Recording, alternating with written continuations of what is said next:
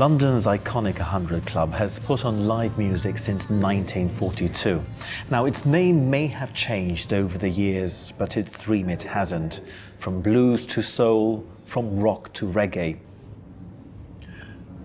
Wow, everybody just talks to me about how iconic the 100 Club is, and until I think you see these pictures, Metallica on the wall, Sex Pistols, Paul McCartney, and they're all capture that one moment of history. You know, going back to this one, 1958, and look at this one, absolutely amazing. It's Eric Clapton on stage here at the 100 Club. You know, I'm just really getting a proper look at all these pictures for the first time today. The atmosphere in here, the light was so different last night.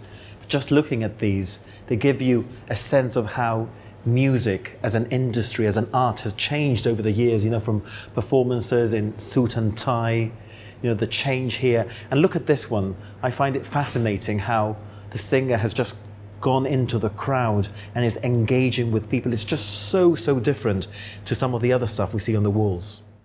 Here's another of those sections I really want to show you. Look at this, the Rolling Stones. And this one in the center, it's Mick Jagger in full action. It's one of those amazing stories anybody who's made it in the industry has at once felt like for our local musicians to perform here, surrounded by pictures of their musical icons. So the equipment has now gone and the crowds have left the club, and yet the excitement, the energy of what we lived here last night almost remains within these walls. If these walls could speak, they'd have so many stories to tell you about. And as a Gibraltarian, I was proud to be here last night, living the dream with our Gibraltar bands. We're lucky enough to be here in this iconic place, the 100 Club. We're pretty ecstatic, pretty excited. There's a lot of legends have played here. Hi, I'm Kristian, Celecia. I'm sort of a folk rock singer. When they first asked me to play at the 100 Club, I was sort of shocked. It was scary and exciting.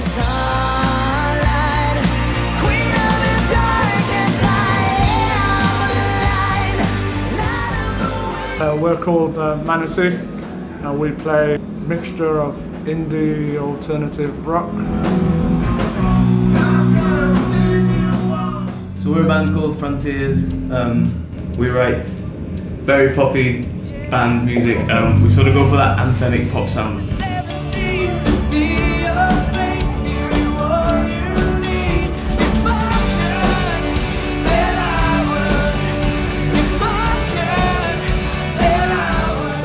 This is a venue that hosts so many live events every single week. And just like our local musicians, all these artists are trying to break into the market. And that's where the 100 Club has given them all the perfect platform. I've been speaking to Jeff Horton, owner of the 100 Club. What I discovered, a fascinating history and great opportunities. Well, the 100 Club's been, well, it's now actually the oldest live music venue anywhere on the planet. It's not always been called the 100 Club. It's had a number of titles, mainly with the word jazz in the title. So it was the London Jazz Club at one point. It was the London, I forget now, there's another name with jazz in it. And it was Humph's, it was named after Humphrey Lyttelton at one point. And then my grandmother became a shareholder in 1958. And then my dad got involved in the business in 1964. He had a record shop in Walker's Court in Soho, and the first thing my dad did was change the name of the club to the 100 Club because it's at 100 Oxford Street, but also because he wanted to take the word jazz out of the title. He wanted a more rounded music policy rather than be just a jazz club. I think he could see even then, when there were 100 jazz clubs in London alone, that it was time to sort of branch out, and he immediately started getting residencies with the Stones and the Who and the Kinks.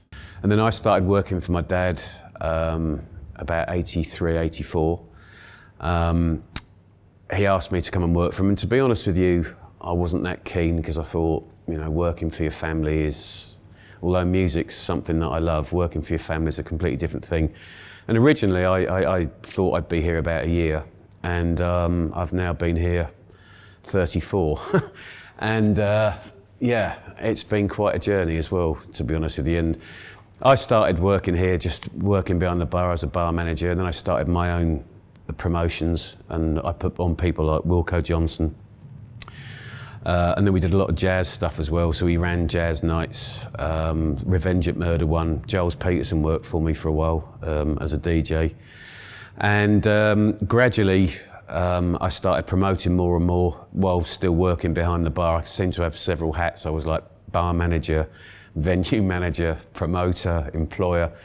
And then my dad finally retired in 2001, and I took up the role of sort of sole director, and I've sort of tried to run the club as it's always been run since then, really. And as Gibraltarians, when we come to London to enjoy live music, we sometimes only think of the big arenas like O2 and Wembley. And yet, it's these smaller venues which matter most sometimes to not only the musicians, but also to the fans. Intimate gigs. It gives us a chance to come up close and personal with our favourite musicians. And not only that, just because of its rich history, this club has also become an institution for secret major shows by massive artists. I saw Alice Cooper play here, and I walked into the venue, and this guy walked past me, and I walked into my office around the corner, and Alice's manager was there, and I went, I've just walked past this bloke who looks just like Johnny Depp. And he went, it is Johnny Depp. He said he's playing with Alice tonight. And I went, are you serious? And he went, yeah. And Alice said to me, you know, look, we haven't brought the guillotine, but we're going to do a pedal to the metal rock and roll show. And we're going to pay tribute to all the great English bands. They did loads of covers of people like the Yardbirds, the Beatles, the Kinks, the Pretty Things. And it was an absolutely phenomenal night. And that was spectacular. But I mean, all the shows that Paul Weller's done here have just been amazing too. And the Oasis show in '94, when we were something like, the capacity I think is 300. Urban Myth says there was 900 people in here. And I remember trying to get from the bar to get to the loo, and suddenly the back doors opened and about 200 lads in Kappa jackets from Manchester all came bursting the back, came straight off the coach, and Liam and Noel were slapping backstage passes on their jackets. And I think there was me downstairs and Chris from SGM upstairs. We didn't even have any security. I mean, that completely took us by surprise. That was amazing. Another band that I just admire and have so much passion for, The Fall, and I'd never believe, I don't know how, probably because I've spent 33 years here, I'd never seen them live before ever. And they played the show here 3-4 months ago. Marky Smith's not well, and he did his first number standing up, and then I noticed that he'd had to sit on a guitarist amp, I think it was, next to the guitarist, and was just doing his Marky Smith, you know, vocal, very, very, you know, unmistakable vocal into a mic while crouched down by a guitarist. And then after 15 minutes, I noticed that security had taken him off stage altogether and had gone into the dressing room where you've just been filming, where Mark finished off the rest of the set with a pickup mic. So the band are absolutely amazing. They've got no front man, but somehow they're holding it together. Mark's out the back there doing Mr. Pharmacist. And my friend James, who's organised the whole gig, he sat in there with Mark, and Mark's there, he's saying, do you want to have a sing? Do you want to have a sing? And Mark and James are saying, no thanks. And he kept saying, it's all right, son, we'll be all right, we'll get through this. And in the meantime, I've come back out and I'm watching and listening to this thing, and the crowd are just going mental. I mean, the band sounds so good. And out of the ether, every now and again comes Marky Smith's unmistakable vocal, and everyone's going, where is he? No one knows where he is. But it worked. It's just one of those things that this club and place like this do, where you think, oh, what are we going to do? Oh, look, let's just do this and see what happens. And it works, because the love in this room makes it work, because people want it to happen. And it was just the most unbelievable gig. I was with my friend Richard, who used to be the boss of Converse UK, and he's a massive music fan. And he said to me, Jeff, I've been to some gigs in my time, but I've never, ever seen anything like that. That is just, it shouldn't have worked, but it worked on every conceivable level. That's the kind of magic that you get in places like this that you can't get with big corporate venues. It just doesn't happen. It's only a place like this that you'll see stuff like that. So I've just popped out from the 100 Club for a few minutes to bring you to Denmark Street, which is such a hub for musicians. And it's not only where they find their instruments, they also find their inspiration sometimes. You can just hear in the background how some musicians are walking in, perhaps testing some of the guitars. And I think it's a good moment to perhaps reflect on how far Gibraltar's music scene has come over the years. Definitely in the last few years, we've seen bigger stages, we've seen bigger infrastructure, and loads of opportunities for established local acts and for up-and-coming local acts. I'm selling myself. Already worth it, man. This is the thing. Let me just bring you in and invite you into the green room. This is where the musicians wait before they go on stage, and just absolutely amazing. I've been speaking to our guys and they were here seconds before entertaining the crowds out there. Were they feeling nervous? Well, not particularly, they tell me. It's more a case about being excited. It's always going to be tough to be up first, so particularly when you're new to London. And as so many Gibraltarians arrived, everybody wanted to say hello to everybody. It was that moment of the evening when it was still so noisy. And yet Kristian took to the stage with the maturity of a seasoned performer. And the good thing about him is he performed a set full of originals. And it ranged from the first song he ever wrote to one that he finished practically half an hour before going on stage.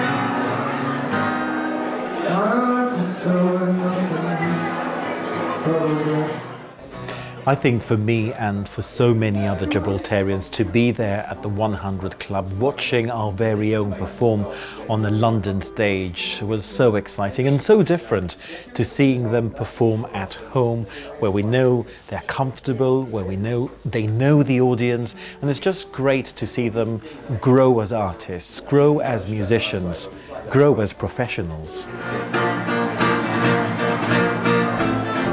Love me for a while, love me for a while, still me forever. We'll have her play around, still me all day, still me forever. We'll stay, we'll stay, stay with me for a little longer.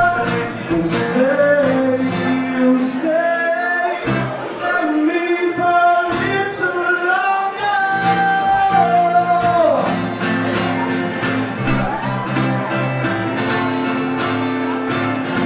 All those girls they go, you can't stay alone. You say it's dedication, but I don't care as long as I can stay with you forever.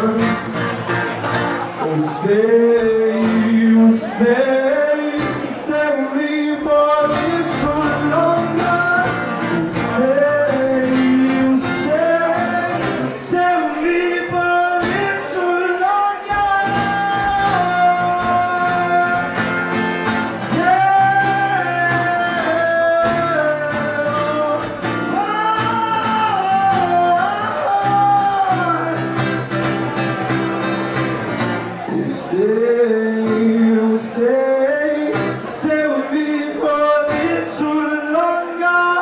Oh,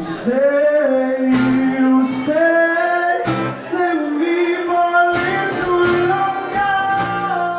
I think it's massively important that people can still perform live, because, as Bobby Gillespie once said to me, this is where you cut your teeth. You know, you can be a great band in a bedroom or in a rehearsal studio, but being a band is about connecting with those people that are A, going to pay to come and see you, and B, they're going to buy your record. And if there's no connection between you performing live and your audience, doesn't matter about Spotify, doesn't matter about Apple Music, doesn't matter about all these other things, YouTube, whatever. If people can't make that connection, which they can only really make if they see you live, or they see a live performance on TV, whatever, then you're never going to make it. Never. It's almost a visceral thing, you know. If you cut me in half, I've got punk through me like a stick of rock, right the way through me. And I've always said punk it's not just about a 3-chord guitar riff and a haircut, it's about an attitude. And you've got to have that, whether you're a blues man, or you're a punk man, or you're a rock and roll man, or you're a soul man, or you're a rap artist.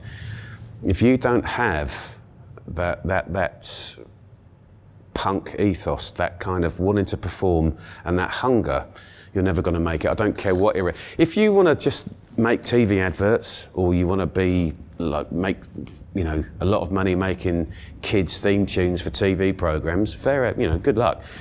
But if you want to be someone who is fated, someone who is given some status, someone who is very, very special, you have to be able to perform, and you have to be able to do that live, and that will never ever change. That's why festivals are as popular as they ever have been, because there is still this thing inside people where they want to see performance, whether it's music, whether it's football, whatever, they want to see it live. There's all these amazing options, and the options that we all have now, as you say, on our mobiles, whatever, are amazing, but you cannot beat live performance.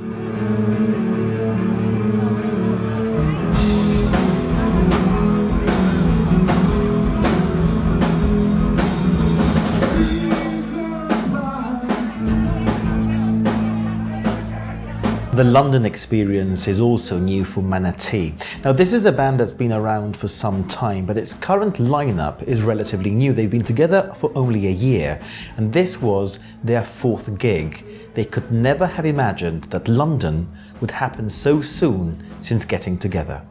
When we heard we were going to play in the 100 Club, we were a bit shocked. Yeah, they was like, how are we gonna do it? How are we gonna like move everything over there? What are we gonna do? Yeah, the first sort of instinct of the musician was logistics. How are we getting there? What do we need to take? How are we gonna take it?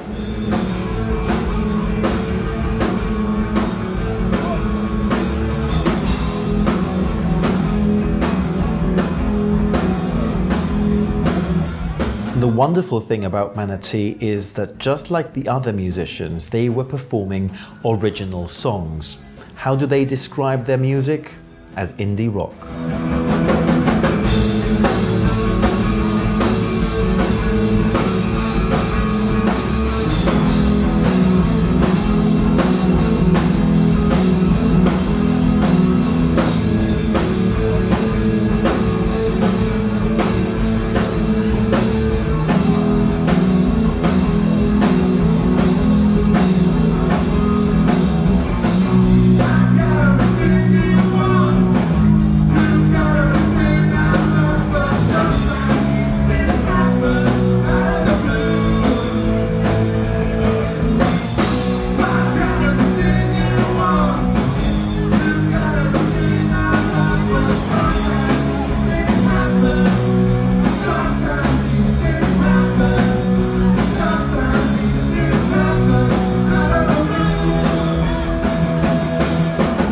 There isn't a form of music that I can think of that hasn't played here at some point. We've had metal nights, punk nights, grime nights, northern soul nights, blues nights, R&B, the new type and the old type, because that's what the club does. It's my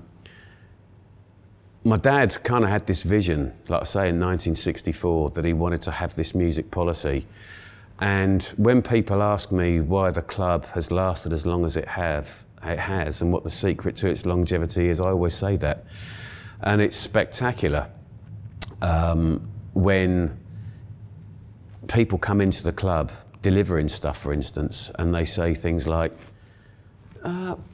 is this where I saw Toots and the Maytals on a Saturday lunchtime in 1977? And you go, yeah, it was, yeah. And then other people, you know, will come in and say, we met when we saw Kenny Ball here in like 1961. And, you know, we have managed to have the greats, really, of just every form of music there is. So we did a big African thing during the, while the ANC were trying to get Nelson Mandela out of prison and back in power and get rid of apartheid. And we had every single type of top African musician there was. We've always done the same thing with rock bands and punk bands and everything else, and we're doing the same with grime artists now. You know, moving on to newer forms of music and hip hop artists. We've had everyone from A$AP Ferg to Nas to Run the Jewels. You know, I mean, it's staggering. And what I think what really staggers me sometimes is I've seen all these photographs on the wall a million times, but I can walk past them on my own here sometimes, and suddenly one will leap out at me, and I'll look at it and I'll just think, how did we do that? We actually did do that. How did we do that? And even I, you know, now looking at these walls, even I really don't, I'm not really sure how we did some of this stuff.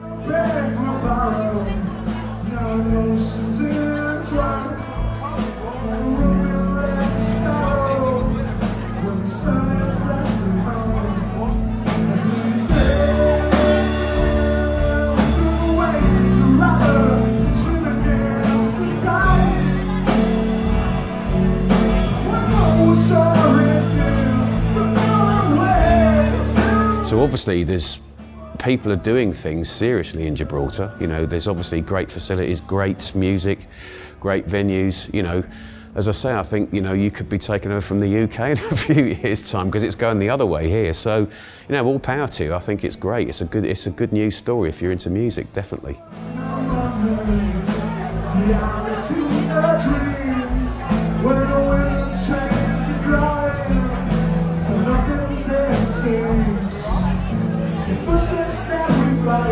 There's a friend of mine, Phil, who's the sound engineer for Marillion, who play in Gibraltar quite a bit, and he was saying that the venue that they play in is absolutely amazing. Great facilities as well.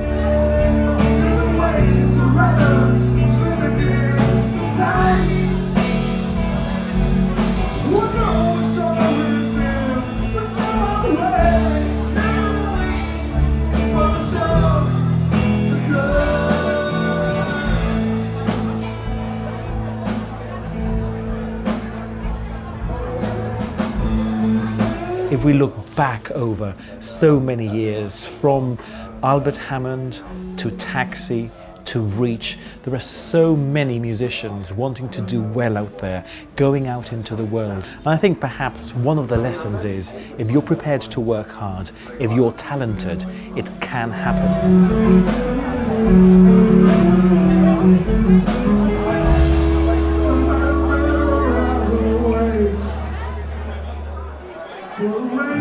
Now, one of the bands that didn't get as much a chance to rehearse was Frontiers, and that's because frontman Simon Dumas is currently in LA. He's furthering his studies there and flew over specially to London to rejoin his brothers. And of course, they have those well-known songs, Seven Seas, Universe, Delilah. We've been hearing so much, and it was great to see them back on stage in London. Holds me back each time. And though I've tried just to be who you need me to be, there's a voice. We used to be called This Side Up, and it got to a stage where we were doing as much as we could with the name. You know, we were getting a lot more online presence, but slowly we started to realise that there were loads of other bands with that name. Maybe we took it on for a bit longer than we should have.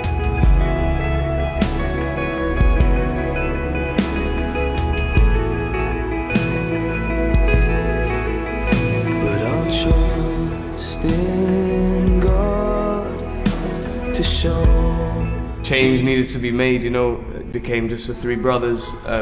We were making music in a different way, and it was like, look, let's obviously hang on to those roots, This Side Up, which got us to where we are now.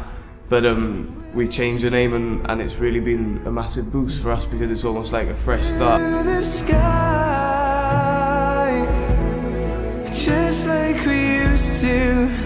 Give me one more night,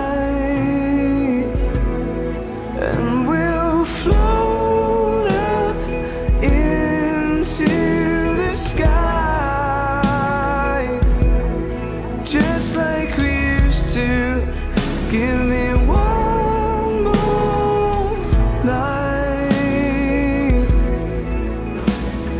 For me, whenever the crowd is singing back to any song, it's often Seven Seas, but you know, lately some of the new songs like Heart and Soul, we've had a great reaction, and I really do enjoy it when you can see that the song's connecting with them. Yeah, I think I just really love performing live. I mean, right before we go on stage, I'm always a little bit nervous. I don't think I'm shaking and really nervous, but there are some nerves and it's a bit of adrenaline. I'm just always itching to get on stage and just play to everyone. And then when we're on stage, and I just love our big choruses, I can just sort of bang away on the piano and can just really Universe. Yeah. And yeah, my own little bits, you know, occasionally we got some songs that start with piano, and it's just that rush where, you know, you're basically the only one playing. And Give me one more night, and we'll float up into the sky, just like we used to. Give me one.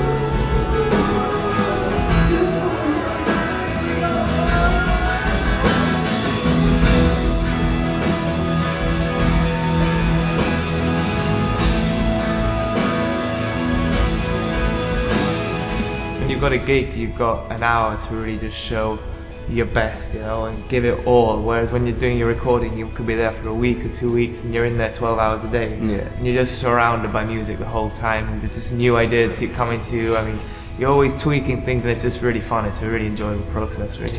Yeah, it's just all about being creative, whereas when you're doing a live show, it's about getting the songs As you nailed, to get them as close to what people are familiar with, what they're gonna be able to consume in that short period of time. But when you go into the studio, you've got this, you know, all these new instruments, all these new sounds and stuff that you try and incorporate. And yeah, it's just great fun.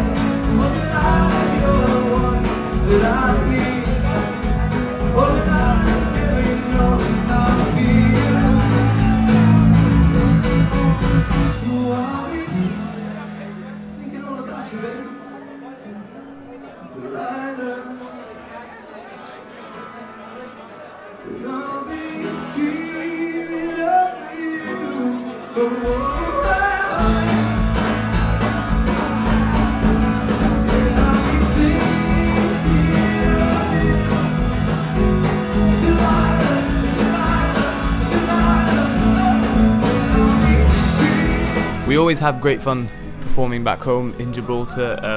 We always get a really cool crowd of friends and family and sort of people who have been supporting the music for a couple of years now, so it's always great fun to perform in front of them. And just around the UK, we performed in different cities. We've played in London, in Manchester, in Nottingham. One of our bigger gigs was when we opened for Lawson in the O2 Academy in Islington last year. That was incredible. That was a sold-out show. So yeah, we've played a lot around the UK, and every gig is special for us. I mean, we just love it. We love playing live, and we love playing at home as well. When you shine your face away, I just smile from the light of day. Someone knows you're the one for me. 'Cause baby, when I look at you, I'm in ecstasy. So do it the right way, do it the right way. I'll ask your name, and if you wanna move closer, we can move closer. Do it the right way, do it the right way. Now I know your name. We can be king and queen. We can be anything. Beautiful, and you know that you are. Every time you try to hide it, I just look over and on. You're beautiful, and you know that you are. Every time you try to hide it, I just look over and on.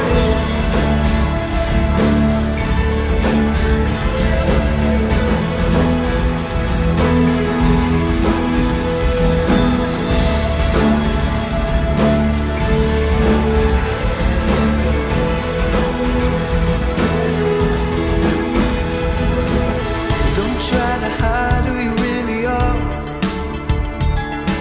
'cause you're beautiful, and I knew it from the start. So if I ask for you to stay with me, and baby take my hand tonight and see where we can be. We'll do it the right way, we'll do it the right way, and you should know that if you wanna move closer, then we can move closer.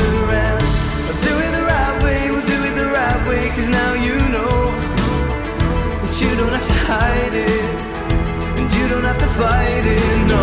You're beautiful, and you know that you are. Every time you try to hide it, I just don't fall for it, no.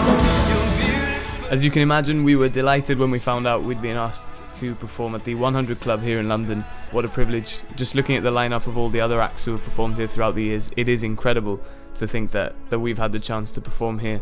And hopefully we could be back sometime soon. It would be great to be back in London performing in such an iconic venue. I travel the world, sail the 7 seas to see your face, give you all you need.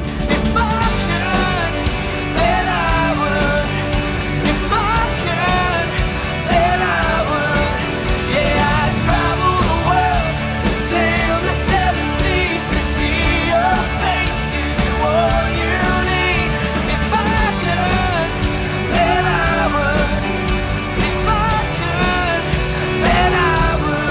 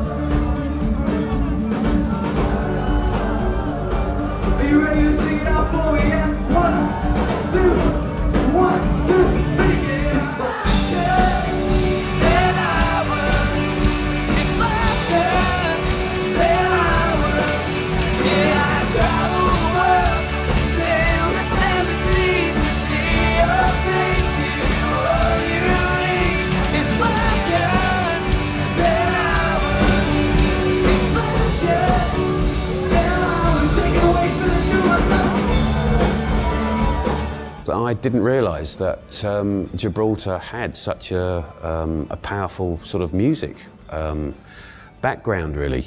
So it was great to see those people and to see the quality, to be honest with you, and to see what it meant to them as well. I mean, I think from the few people that I spoke to, they obviously felt it was a real big thing for them to come and perform and to play here live.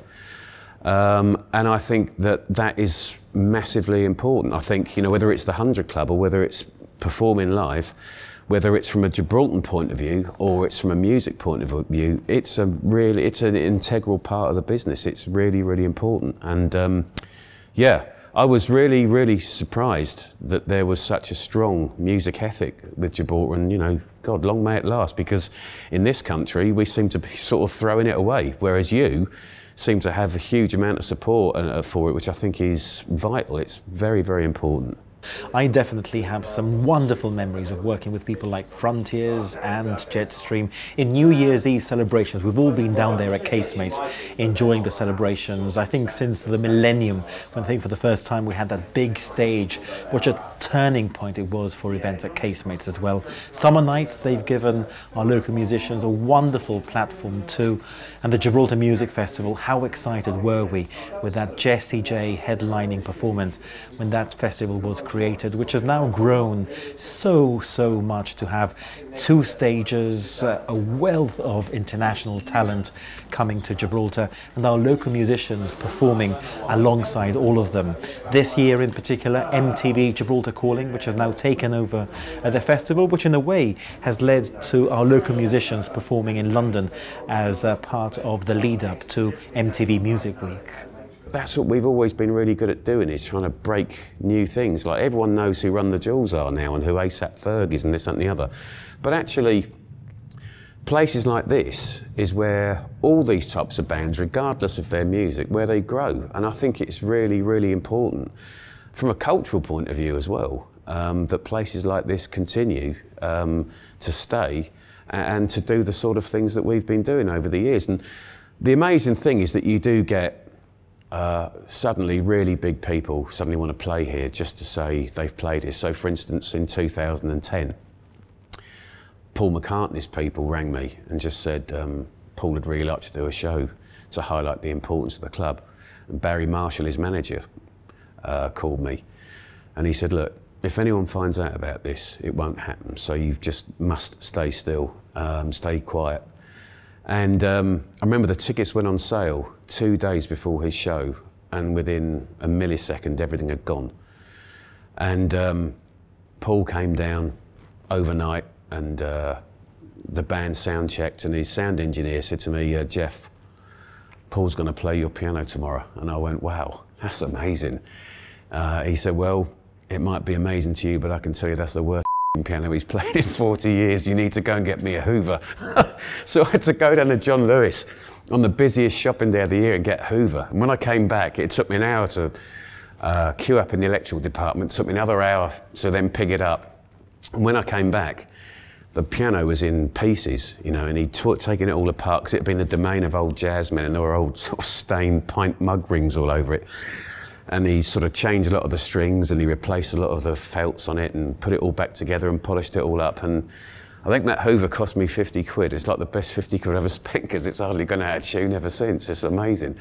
But yeah, you know, so you're able to tell stories like that because people come back or come and want to play the club for the first time, as it was in Paul McCartney's case, because they realise that it does amazing things. And the other thing I remember is that when the show was over, he just got up and he said, Mr. 100, you have to keep this place going because it's really, really cool. He just, like boys that have formed a band 6 months ago that have played there for the first time or whatever, he just got it like everyone else did. And that's your biggest compliment, really.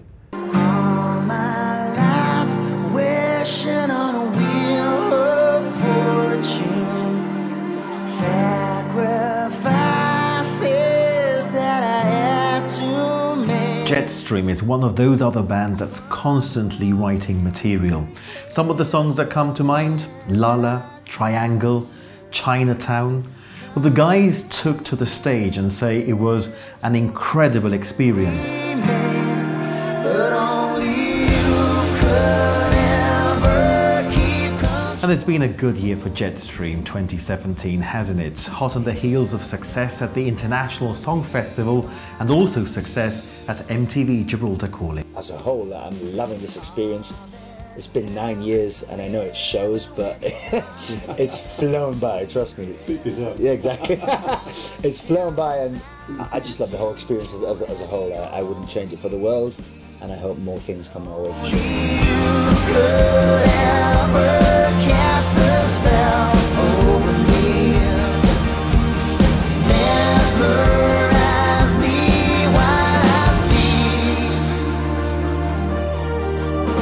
All our lives we made our different choices, compromises that I had to make. Separate tables for the guests invited. Promises we never meant to break, but only you could ever keep. To be honest, I mean, While I Sleep was a song concept that came around before we even had any lyrics for it.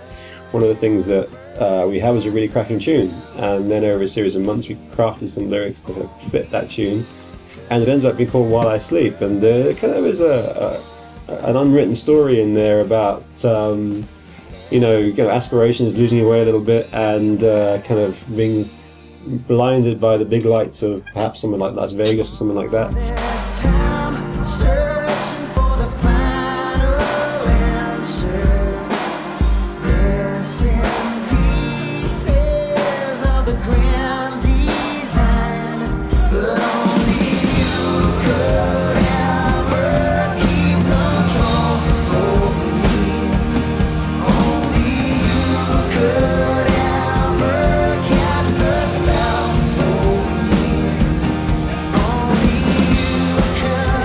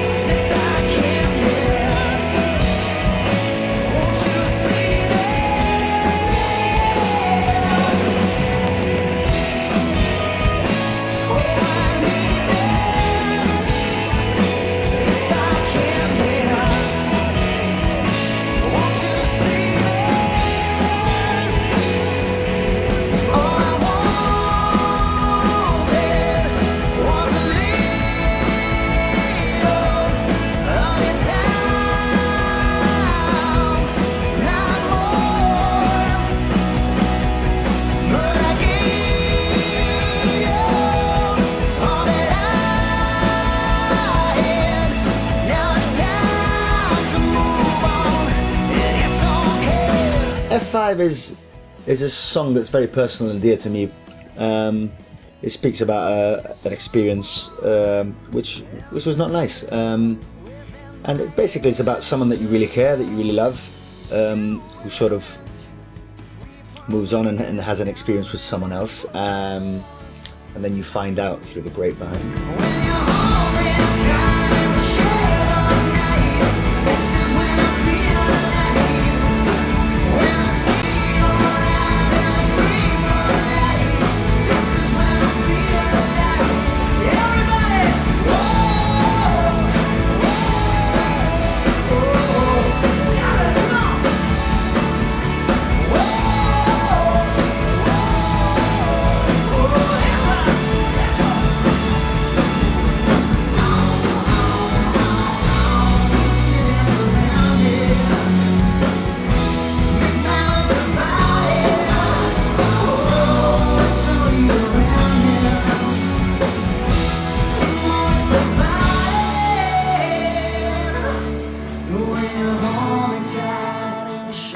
Obviously it hurts, it's not a nice feeling. F5 on your keyboard means refresh. So basically this song was my way of saying, you know what, I've written this song, I've got over it now.